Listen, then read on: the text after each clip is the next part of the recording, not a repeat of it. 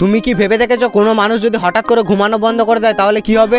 Number 1, একদিন না ঘুমালে সেরকম কিছু মনে হবে না, সব কিছু স্বাভাবিক লাগবে।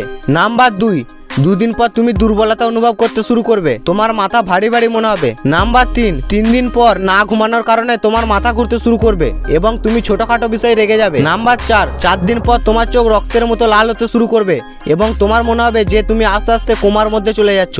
নাম্বার 5, 5 দিন পর তুমি সবকিছু উল্টো দেখতে শুরু করবে, মানে ভ্রমের মধ্যে থাকবে। নাম্বার 6, 6 দিন পর তোমার চিন্তা করার ক্ষমতা এবং বোঝার ক্ষমতা অনেকটাই কমে যাবে এবং ধীরে ধীরে তুমি সবকিছু ভুলতে শুরু করবে।